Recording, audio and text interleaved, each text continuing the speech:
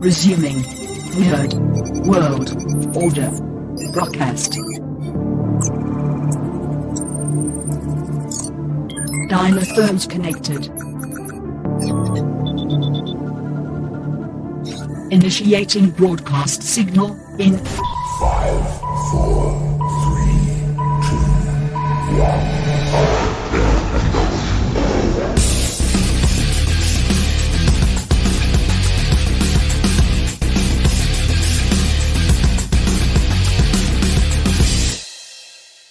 Ladies, gentlemen, and knights of the Nerd World Order, this is the Nerd World Order broadcast. I am the man that you call Dukes, and to my right, it's all about the... Booyah! What's up? It's your boy Joe, baby. And to my other right, weighing in at 178 adamantium-filled pounds, Alfonso X-Man Flores. I'm the best there is at what I do, and what I do isn't very nice. Actually, what he does is twice as nice because, ladies, gentlemen, and knights of the Nerd World Order, we're actually going to be discussing two movies today. Not one, but two movies. Recently released photos for Deadpool. Let's say that they were leaked, as Ryan Reynolds likes to call it. And also, James Gunn just gave us the new casting for Superman Legacy. Super excited about that. However, if we're talking Deadpool, if we're talking X-Men, we have to start off by talking to Alfonso X-Man Flores. X-Man, what are your thoughts of these photos? Oh, these photos look good, man. You know, I woke up the other morning and I was like, wait a minute. What's this? I was like Jack Skellington. What's this? There's X-Men everywhere. What's this? Wait, Hugh Jackman posted it. Wait, did Hugh Jackman post it? Go to Hugh Jackman's Instagram. Wait, Ryan Reynolds posted it. Go to Ryan Reynolds. It was there. I was like, dude. Oh man, I was so stoked. And immediately I had to make a meme out of it because that's what I do. I've never had a meme get up to 1,000 likes in one day. So I was pretty proud of that. But more importantly, I mean, it looks great. It has that motorcycle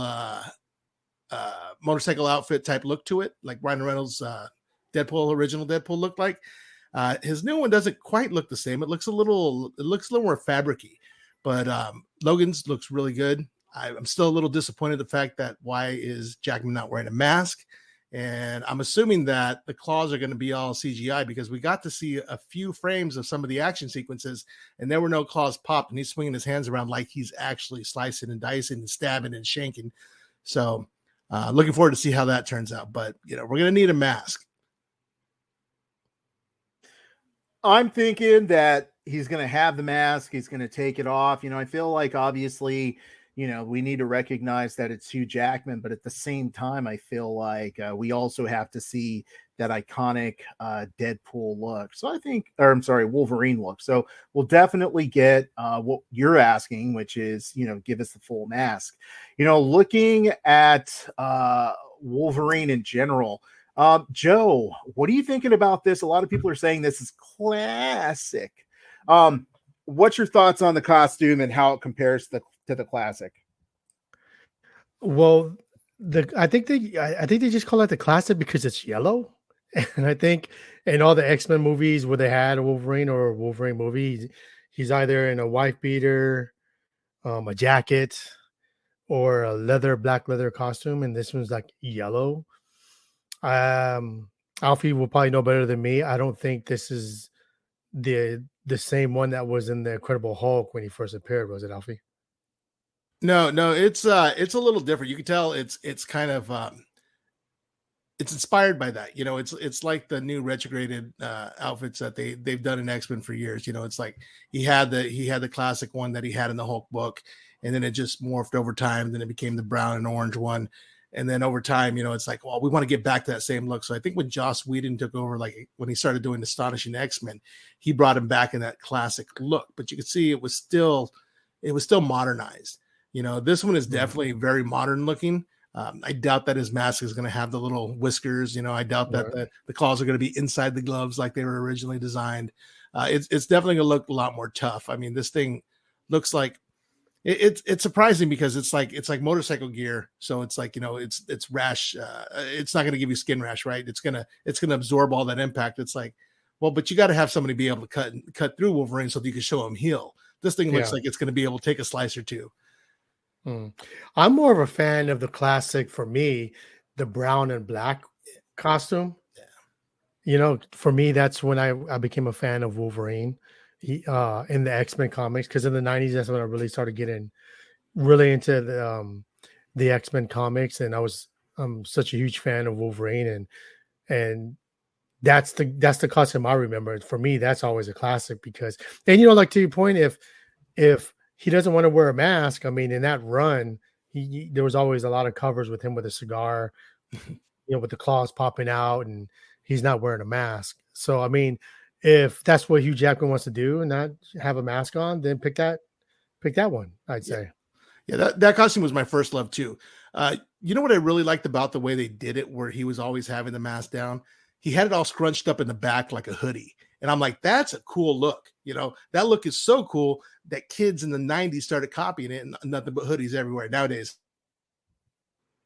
So here's my thoughts on the costume. I think it's like the hype machine, and I feel like Ryan Reynolds is such a phenomenal hype man, but realistically, people are like, oh, it's classic, it's classic, it's classic. And then, to your point, Alfonso, we show pictures from the Josh Whedon run, which perhaps you and the devotees of X-Men fans you guys know who Josh Whedon X-Men are, but most people don't. And I feel like, honestly, maybe they're pulling from Midnight Suns. I don't understand why. I feel like people who don't read comic books are calling this classic because it's yellow. Right. But it's like, it's not really classic, and it just bugs me to see it all over my timeline. Classic. No, stop. It doesn't look like the brown uniform. It doesn't look like the Wolverine with the whiskers uniform. You can say it's a reimagining, and I feel like that's an excellent way to put it, Alfonso, but I also feel like, don't call something that it's not. I feel like Wolverine's had so many costumes. Mm-hmm. You can't just pick one from one run and then go, oh, that's classic. Because even think about it. And Alfonso, you're going to correct me if I'm wrong. Tell me when I'm lying. Realistically, on the X-Men 97 show, did he wear this blue and yellow that we're looking at right now? Not quite that blue and yellow, but he was wearing blue and yellow, wasn't he? Yeah. I got it here somewhere. But yeah, he had the blue and yellow costume in the X-Men 97. Yeah, because I remember Morph, taking his look and everything. But I think when they're saying classic, I think what they're doing is comparing it to like the X-Men movie run. You know what I mean? In the leather, the black leather. This, by comparison, is a classic look. Back in the the yellow and gold, or the yellow and blue, but not spandex. So at least they didn't go spandex, because not many can pull that off. Not like you, Dukes. I have pulled off spandex on numerous occasions, and I feel like it's time to bring the spandex back into everyone's life. Let's get into those set photos, because I feel like there's so much to dissect, and I'm going to apologize for myself on behalf of myself, because you guys should know I hate speculation, because speculation just ruins. You like going to a movie and you're like, oh, this is going to be this. And I saw this in Wolverine number 298. And then this happened to Deadpool. And then you get in the movie theater and it's absolutely nothing like what you speculated. However, gentlemen, I want to do some speculation. So let me tell you what I've heard or I've seen so far, which is that we have the Fox logo in the background. What we're looking at is this is supposed to be sort of a homage to Deadpool kills the Marvel Universe, but it's going to be Deadpool kills the Fox Universe, which is why we have all these cameos. Let's see, Alfonso, what's your thoughts on that nonsense? Man, it's funny because I've seen all the clips and all the pictures, and I didn't notice it till somebody like zoomed in on it, and they're like, look at this right here where Wolverine throws Deadpool through these walls. In the background, you see the 20th Century Fox like logo like sideways, are at a 45-degree angle, like hanging, like it's been busted down. And I'm like, oh my gosh, that's what that is. And I'm loving it because, Deadpool Kills the Marvel Universe was like a classic Deadpool story. It's Deadpool just for being Deadpool, doing everything he can to take everybody out. And it makes a lot of sense after, he got that time traveling device from Cable in Deadpool 2. And he was going around, he's taking out his Green Lantern. He was taking out Deadpool, that with his mouth sewn up, because thank God that was terrible. That was a terrible choice. And I could see it happening. I mean, it's like it's cool because they're touching on something that's so meta. It's they made the transition, and it's just not talked about anymore. But it's like, no, we're going to talk about it. We're going to go through and we're going to wipe it out. I don't think it's lazy writing. They're actually wiping it out, showing him hop over into a new dimension. And whether he brings Hugh Jackman with him or not, there will be another Wolverine, I'm sure, And Deadpool is like one of the few people who could pull it off. I mean, Gwenpool, who's like a ripoff of Deadpool, she could do it too. But there's not many people who can just take this entire universe and scrap it. The cameos that they have scheduled are so ridiculous. I couldn't believe it. Like, they're going to have Jennifer Garner and Ben Affleck. I don't think they're going to be acting together, being exes. And I don't think J-Lo is going to be down with them hanging out. You know what I mean? So, man, you've even got Chris Evans, who's going to reprise his role as the Human Torch. That is going to be sweet. Whether or not he shows up as Captain America, who knows?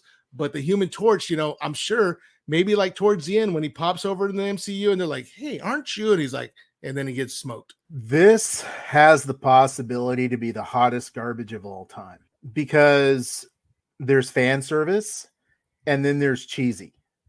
And incorporating all of these quote unquote cameos into Deadpool Kills, let's say the Fox universe, whatever they want to call it, it could just be like one gag after another. And even though I understand that Deadpool is predicated on being one gag after another, it could be a little bit heavy. It could be like a dad joke convention. And that's why there's no dad joke conventions, because nobody wants to hear that all day. Alfonso, one man dad joke convention.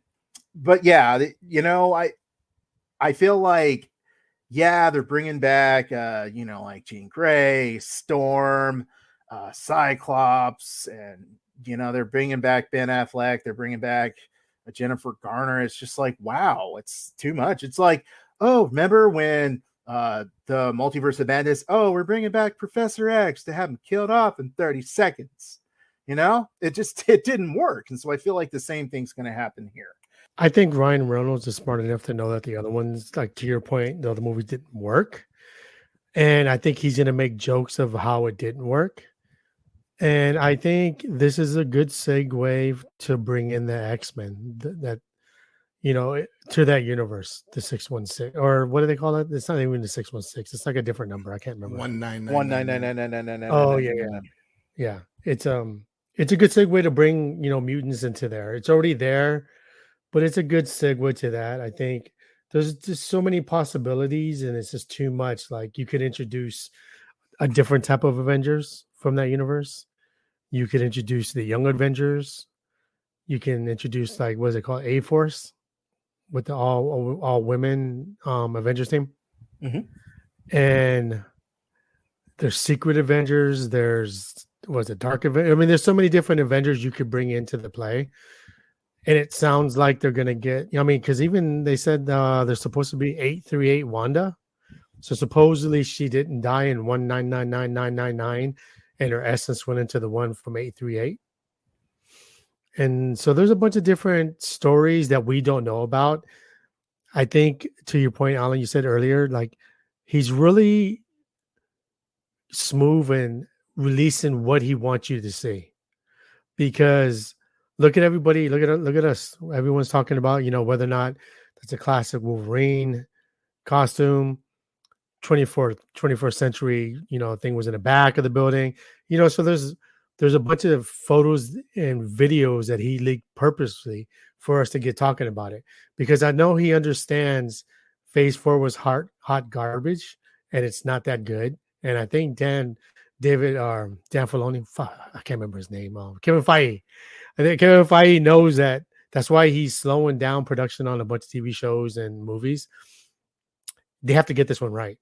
I don't think they can afford for this one to bomb, in my opinion. Yeah, I'm kind of thinking that Ryan Reynolds is going to take into heart what Taika Waititi did. Taika Waititi did amazing. Like Waititi, yeah, my gosh, Joe's got me mixed up with that one. he did an awesome job with Thor Ragnarok, right? Amazing. And then he came back and he was just completely unfiltered for Love and Thunder. And I'm sure Ryan Reynolds is like, I could work with that. I can show them that you can go comedy and it can go good. His guerrilla marketing, with like popping things off, like, oh, I don't know who leaked that. He's a genius when it comes to that. His timing, his jokes, his comedy it's just gold. I mean, Taika Waititi is really good at comedy as well, but he does need an editor. He does need to be he needs to be not unbridled. He needs to be reined in a little bit, right? And then one other thing that we have to keep in mind is with this writer strike going on, they're going to have to stick to the script. They can't when you have a writer strike like this going on, you can't ad lib. You can't. Well, let's try this, because Ryan Reynolds is a writer, right? And if he starts writing during that, he's crossing the line and he won't do that. So whatever's on paper is what they're going to be doing. It's not going to be a surprise. So it's like they've got to have this well planned and articulated. They've got to, stick to the script and maybe fix it in post, but at the most, that's all they're going to do. They're not going to be like, oh, well, I'm going to stretch for this joke and I'm going to stretch for this joke. They're not going to be pulling an Alfonso's here, right? They're not going to be fishing for jokes. It's like, I'm going to throw this out. Is it funny? Now I'll throw another one out. Is it funny? Oh, there's a good one. I'm rolling them in right there, right? They're going to know exactly what's going to work, and that's what they're going to use. That's all they're going to use. So like, what's this? Bruce Willis said, you're going to get rid of all the chuffa. When did Bruce Willis say that? Oh man, with Kevin Smith and in that movie Cop Out, like Kevin Smith was filming and he goes, well, Bruce was like, well, what are we filming today? And he's like, oh, we're going to go through these days. He goes, let me see that. And he's like, no, throws it out. That's chuffa. That's chuffa. That's chuffa. We're going to be filming this page today. And that's it. And Kevin Smith is like, oh, I thought I was the director. What happened? And he's like, I'm Bruce Willis. Mm-hmm. Was this like, was that a scene in a movie? No, that's real life. From the filming of Cop Out, Kevin Smith is very open about everything that goes on in his life. So he's covered that in more than one of his talks. Well, they also pushed up Deadpool by 6 months. So yeah, they probably saved all kinds of time for ad-libbing that they can't do. Well, to your point, I think that's why the writing is probably good enough for them to not have to worry about changes and pushed it up 6 months. Right. Because it's May 2024, I think. Is it done? Because we have the actors strike starting any day now. Is it done? I would think so. I mean, I would think so. I mean, maybe they got a few things to tie up, but I mean, yeah. I can't see them like going past that. They're not going to be crossing the line. These people are, they're men of the people. You know what I mean? So, I mean, anything that they're going to do it to get it out on time. So they have an idea when that strike is going to happen. So they're not going to cross that line. Okay. Well, hopefully they don't rush it like they try to rush most Marvel movies, which results in, according to Alfonso, bad CGI. So hopefully that doesn't happen. I'd much rather wait until 2026 for this movie and have it done correctly with good CGI and good writing and good acting instead of having stuff rushed. I think it'll be okay because, dude, look what they did with Colossus. So, I mean, I'm sure they're going to use the same people that do the special effects. Oh, yeah. The special effects in all the Deadpool movies have been insanely good. If you think about Colossus, you think about Juggernaut, it's just like awesome. You know who they haven't mentioned now that I think about it? Domino. I wonder if she's coming back for this movie. They were talking about it for a while, and I believe the actress said that she was not asked back for it. So I would love her to come back. She's amazing.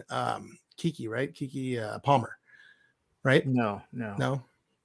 I was really hoping she would come back, and maybe she's just trying to throw us off the set. Maybe she is coming back because why would they not bring her back? They're bringing back, all the X-Force guys.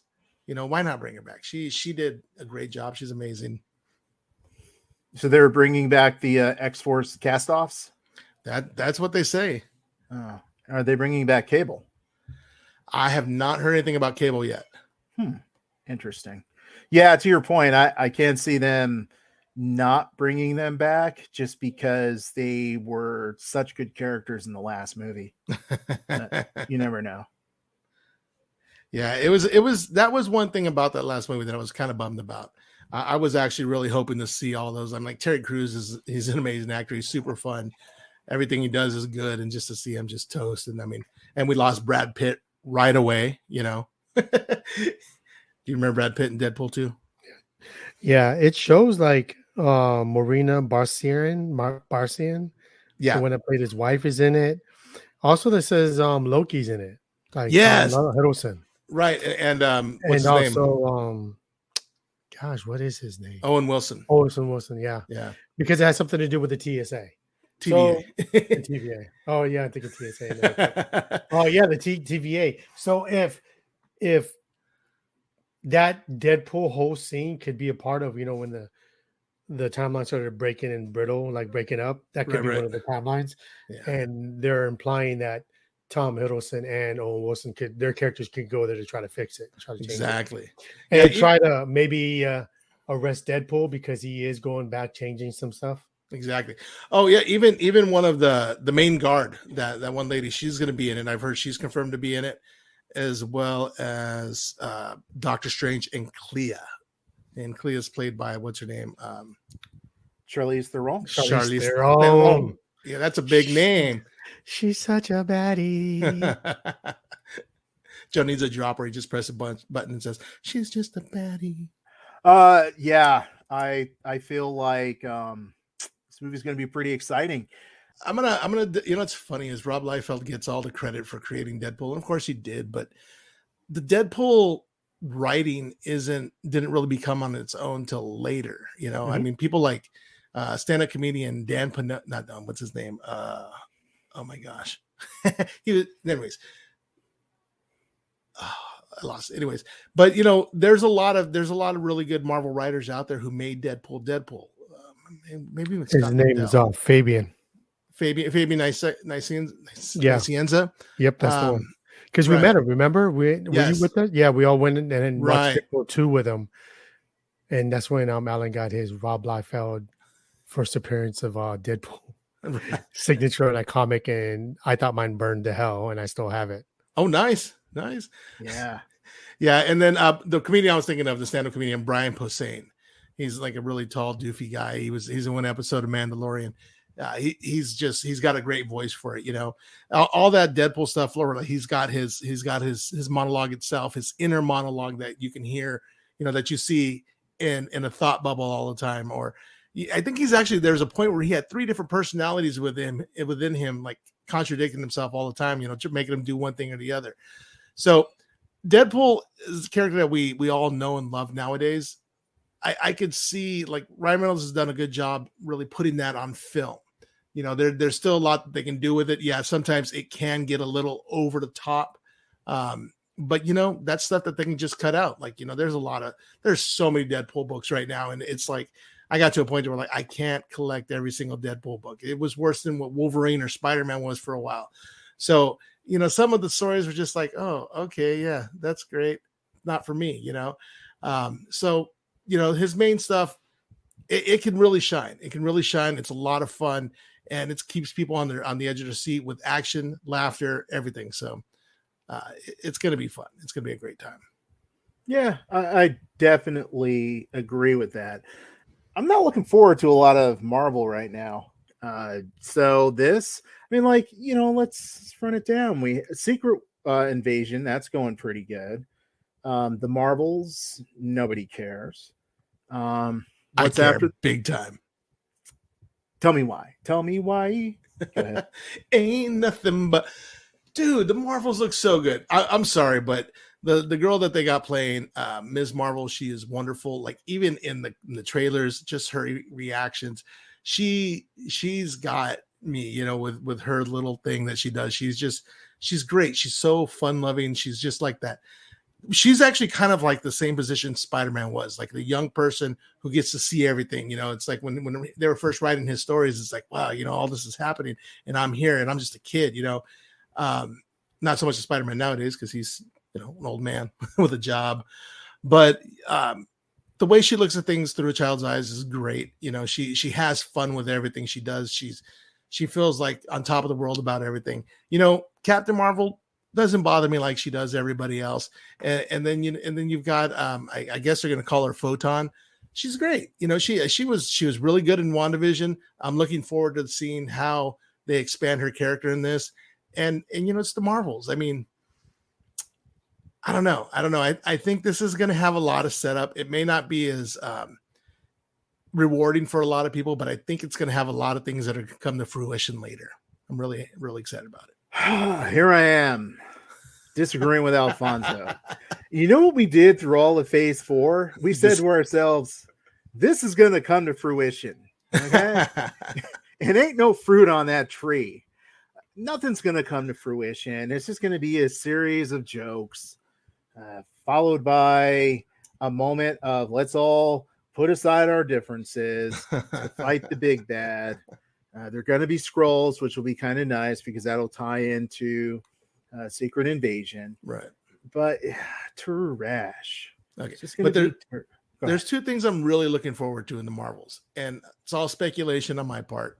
I'm, super hoping either of these 2 things happens. I mean, first of all, when you're dealing with the Marvels, you have one other Marvel persona in the Marvel universe who has not been brought up yet, and that is Marvel Girl, X-Men Marvel Girl Jean Grey. She needs to make some kind of appearance in this. She's a Marvel. How can they have a Marvel's movies without her? But more importantly, the end credit scene that I want, and I've said it here before, needs to be Carol Danvers doing something, heading off to space in an airplane somewhere, and all of a sudden, hey, sugar, Rogue comes up behind her, takes her powers, puts her in a coma. Everybody's happy because they're sick of Carol Danvers for some reason, and now we have an overpowered Rogue, not like the Rogue that we had in the Marvel in the Fox movies, because she was kind of weak. She was just Rogue, touch people. The Rogue that we need is the one from the comics where she has invulnerability, super speed, super strength, flight. That is the Rogue we need. And she can still touch you and drain everything out of you. That's what I want. That's my end credit scene. Calling it. So we could call this Alfonso speculates the Marvel universe. Yes. Come on, dude. No Jean Grey is going to happen. Rogue's not going to pop out calling anybody sugar. Hopefully it would be nice if Anna Paquin shows up in the Ryan Reynolds Deadpool. Now I'd be down with that as far as her absorbing some powers, and maybe she could absorb some Brie Larson powers there. That'd be a nice little cool Easter egg, but I don't see Rogue showing up in the Marvel. So still, I get your enthusiasm over Ms. Marvel. She is a likable character, but overall I'm like, Brie Larson's character, she's a robot. Monica Rambeau is the black lady, and she is, come on now. And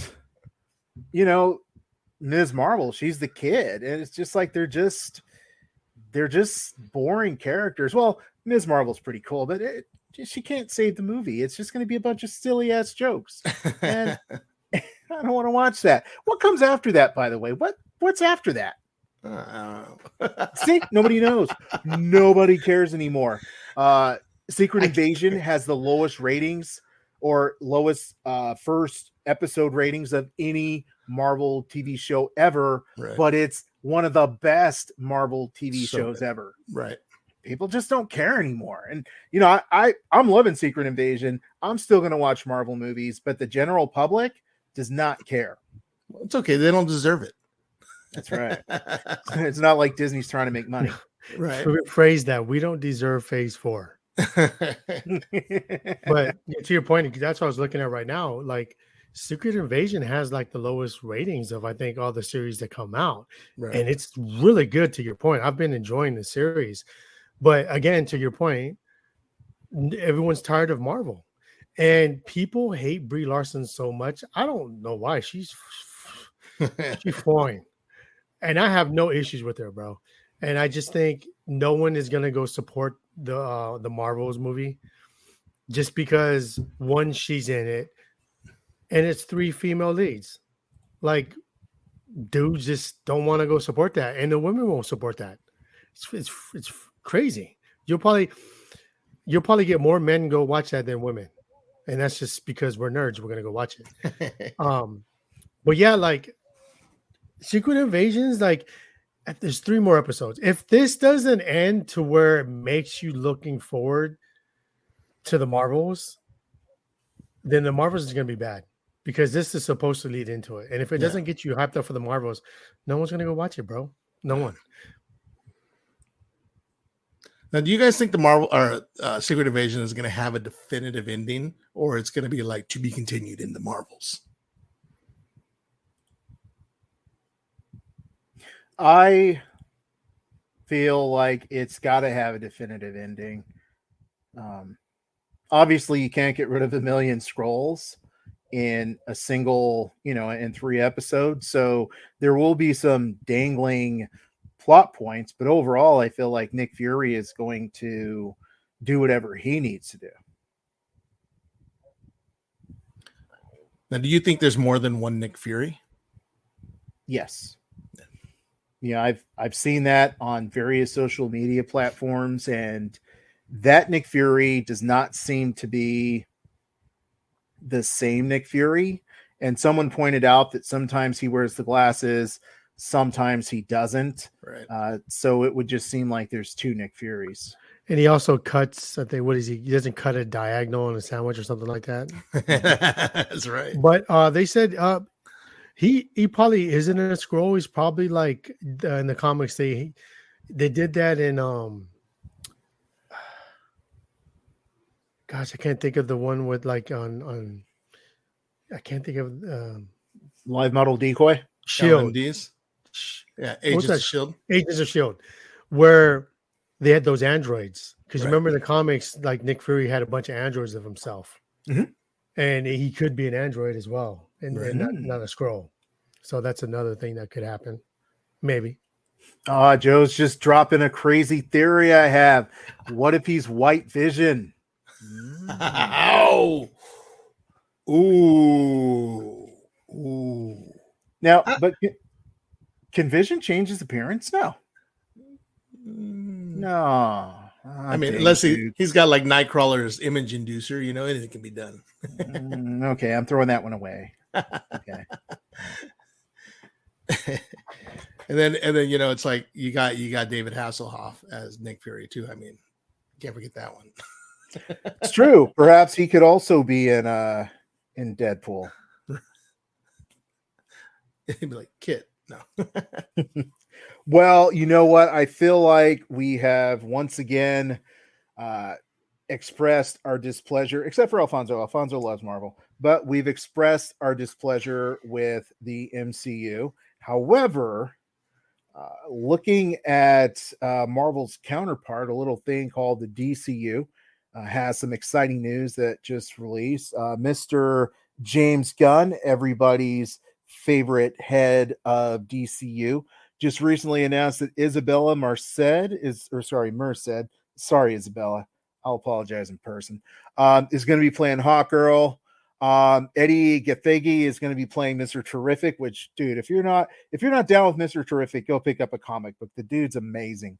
And then Nathan Fillion is going to be portraying Green Lantern, and Joe has informed me that that's going to be the Guy Gardner version, which is absolutely perfect for Nathan Fillion. So, I'm going to start off with you, Joe, because I feel like you like DC more than, me and Alfonso. What's your thoughts about these casting announcements?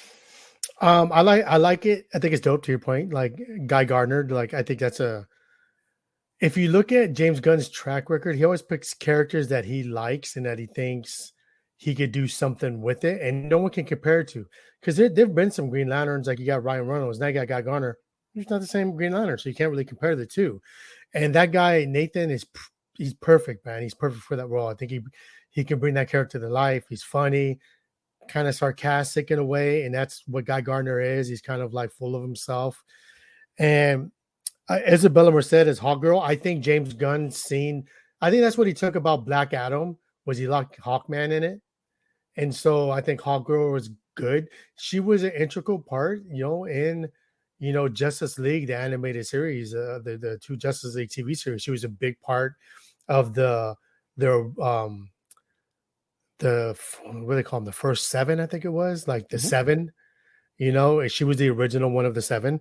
And Isabella Merced, like you probably don't know her, she was in Dora, Instant Family. She was in Transformers. She was in Sweet Girl on Netflix with Jason Momoa. That was a good movie. So she's dope. And then, of course, is it Gigi? I think it's Gigi, right? Or Iggy? Is it Iggy or Gigi? No, Edie. That's a dude from X-Men, bro. He can redeem himself, bro. Like, how are you going to absorb energy and then die from energy? So I think he's going to be dope as Mr. Terrific. For me, Mr. Terrific is dope, dude. Like, to your point, Alan, bro, like, I hate to say, you got to read a comic, dude. You don't know how dope Mr. Terrific is. He's like a genius, man. This guy is dope as hell. And I'm happy that my man is going to play a dope-ass character. Yeah, that for me, as soon as I saw Mr. Terrific was going to be one of the characters, I was like, I'm sold. Because I feel like with anyone else putting this together, I would think to myself, like, they're just going to ruin him. But James Gunn, he doesn't mess stuff up. He just doesn't. The guy is such a maestro when it comes to, orchestrating everything and putting it together. And Mr. Terrific, like Joe and I keep saying, that dude's just awesome. Imagine if I look at Mr. Terrific as like Mr. Fantastic from the Fantastic Four, if Mr. Fantastic wasn't a dork, and didn't have a power that is dumb, and if Mr. Fantastic didn't have to rely on his stupid stretchy ability and relied on his intelligence, so he made awesome gadgets and devices, that would be Mr. Terrific. Right. He also has those spears too. Yeah. Like, see, this is why James Gunn's a genius, bro. Think about this, dude. What was the catalyst of Marvel in all the movies? Iron Man. Who's what? A genius. Mr. Terrific is a genius. And you can build around that guy. That guy could be the dude that gets, like everyone together that in James Gunn's universe. He could be the focal point because Mr. Terrific is dope, man. You just got to read a comic to, just to know how dope this guy is. Yeah, Mr. Terrific. I mean, I didn't really come across too many comics with him. In the Flash series, they did him dirty. I wasn't really happy with the guy they used for that. That didn't work out too well. But in the Justice League cartoon where they used him, I think it was Justice League Unlimited. He was kind of the guy running their satellite out there. Yeah, everything they showed with him was terrific. He's genius level intellect. He's on top of everything. He rivals Batman for intellect. His gadgets that he makes are like incredible. You can't say anything but terrific. Yeah, I'm really stoked about that guy. And then Hawkgirl, excellent choice. And Guy Gardner, oh my gosh, I love Guy Gardner so much. Any interaction you have with Guy Gardner and let's say Batman are just amazing. Now, all these characters, are they all slated for this new Superman Legacy movie, or this is just for other? Wow. Yeah. All right. I wonder. That's interesting. Why do they need so many characters in Superman Legacy?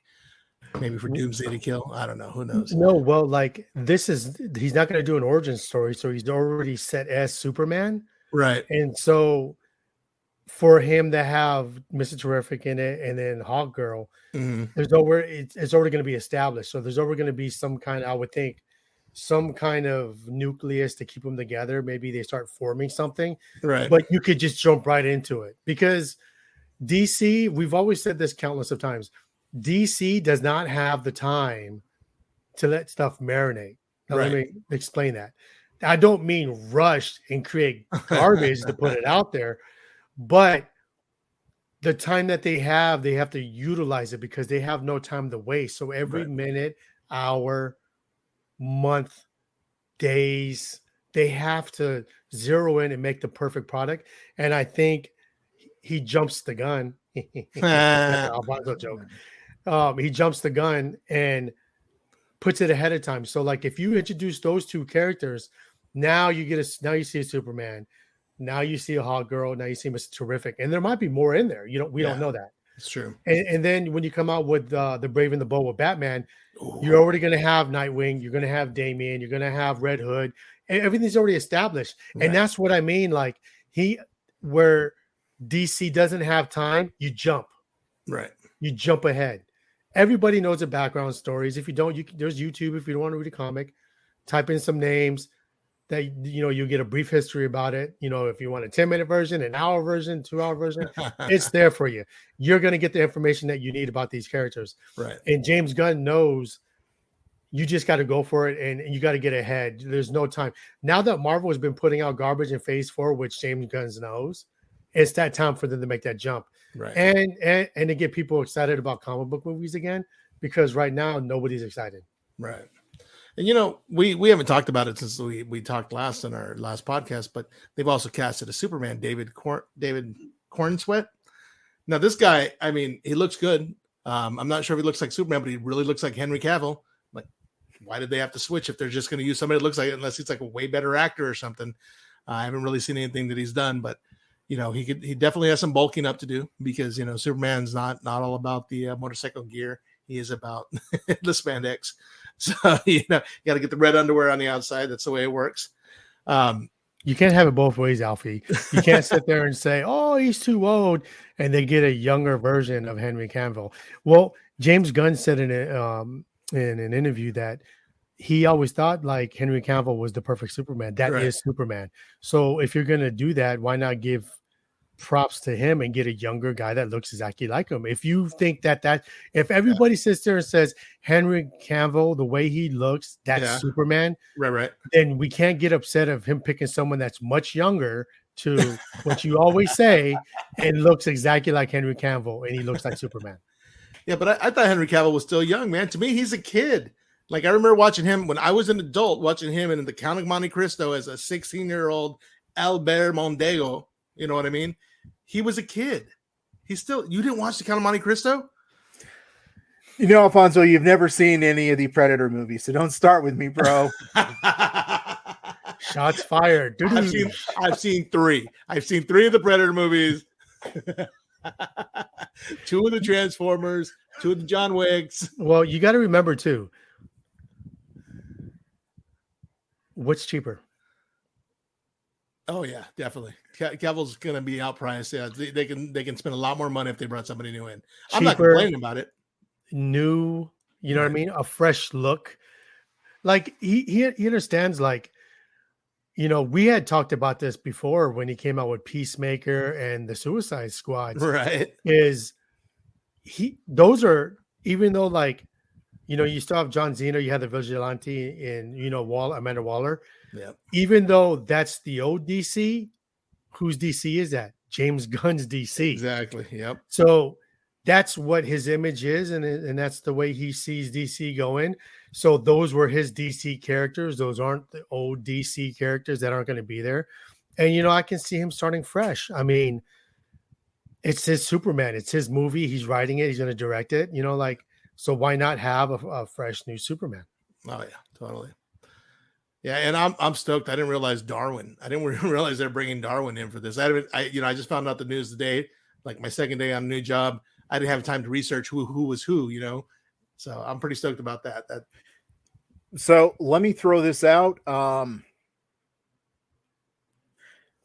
Sometimes I'm on social media and I'm like, hey, that guy has a shaved beard, has a shaved head and a beard. He's light-skinned. That's not Joe, okay?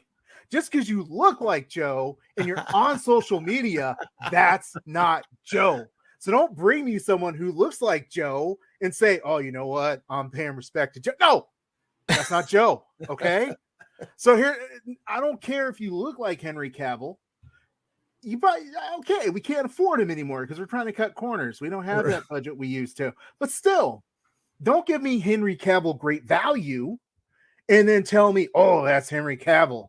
Don't have some dude drive up in a UPS truck past my house after Prime Day and then be like, that's Joe. No, Joe's in Oceanside, bro. Okay, he's not in Ontario. Don't give me this fake ass Joe. Okay, that's not the real Joe. So I feel like they should have gone with someone who didn't look like a Henry Cavill clone. Fair point. Fair point.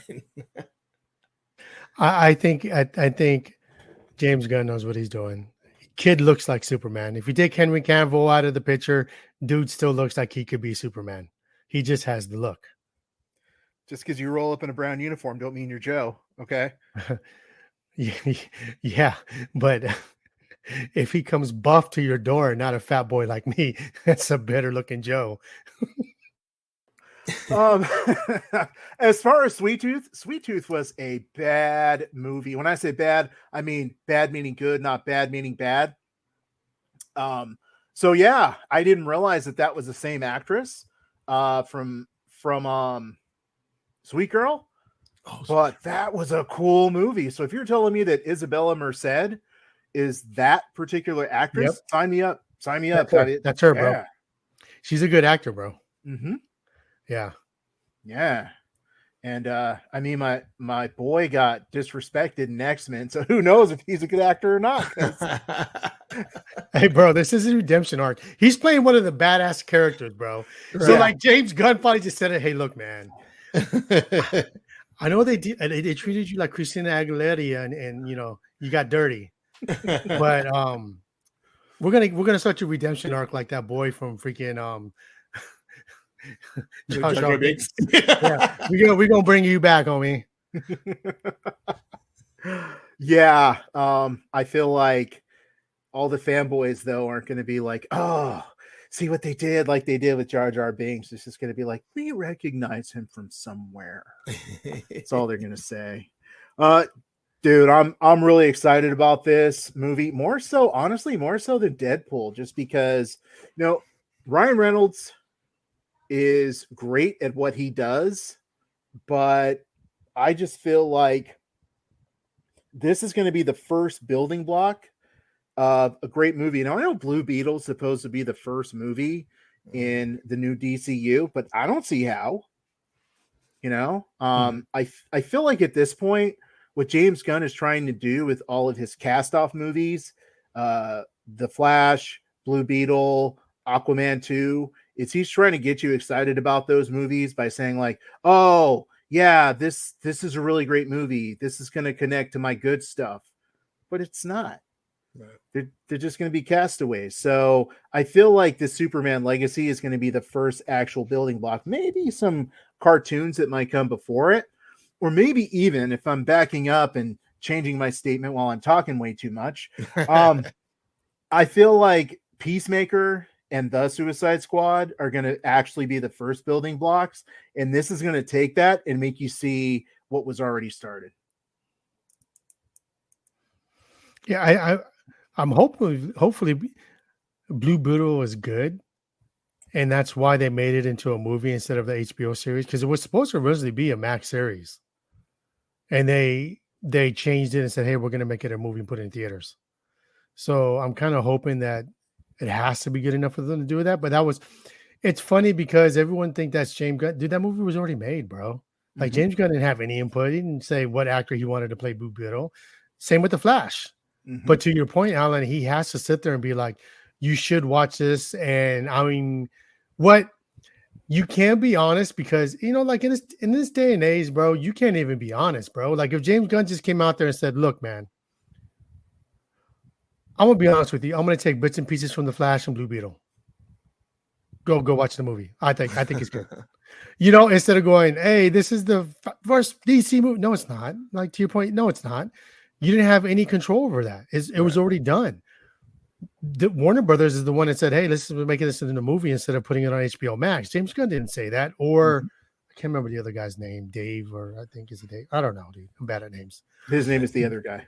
Yeah. And you know, the other guy, They didn't say, hey, let's just make this into a movie. You know, it's all that was decisions were done prior to them coming there. Right. Mhm. And so, like, to your point, Alan, he has to sit there and go, like, you know, he can't be there and be like, I'm not, don't watch that movie. It doesn't have anything to do with my universe. He can't say that. Right. You know what I mean? Like, Just- hey, that just wait. movie's good, but that's still DC, fam. Don't worry, my stuff is coming. Yeah. Yeah, but I mean, wow. I just feel like there's so much potential in what he's working on now, and I feel like the characters that he's picking are just so good. And you know, I know a while back he tweeted out a picture, or maybe he posted on Instagram of Kingdom Come. Like, my head is just going to explode if he ever does Kingdom Come, because that's possibly, like, in my opinion, the greatest EC story ever. Mm-hmm. Shout out to the homie Callens, because Callens put me on to that particular storyline. He actually made me read it instead of working. So What if would you be hyped up if James Gunn's whole universe is building to that climax? That's like DC's climax, is it ends with Kingdom Come. Oh, dude, that would be insane. Because it would also require Billy Batson to exist, which means, like, they could ignore Billy Batson for 10 years, because that's what they did in Kingdom Come, and then bring him back at the end because he was the only hero able to fight Superman. So, dude, Right. once again, boom, my head explodes. Yeah. Clean It'd that be cool, gray right? matter. If that's their big climax to Mhm. it, if we just say that's his phase one. Yeah, that would be insane. I would love that. You know, I feel like there's also the option of the story. Let's see, the DC Injustice. I feel like that is also something, like, the video game was really good, right? Mm-hmm. But then they made a comic book that ended up being really, really good. So if they went that route as well, because I feel like those are the two books that have sort of a storyline where you have all the heroes, but it's not necessarily the villains versus the heroes. It's more of a moral conflict where some of the heroes go bad, but they don't go bad in the normal sense. So I would go either Injustice, or I would say my first choice would be Kingdom Come. Well, if he did Kingdom Come, I would rather have him do Kingdom Come than Injustice. We've already seen that. I mean, they've came out with like animated movie about it. They came out with video games about it, and I think Kingdom Come is fresh. You have nothing to compare that to, and that's a win-win there. It's either if it's written well, directed well, and the CGI is good, instead of comparing that to another Kingdom Come movie. You know what I mean? Yeah, you're right. You're right. 100% agree. Kingdom Come would be the first thing on my list that I would want to see. So let me think here. Hawkgirl. Cool.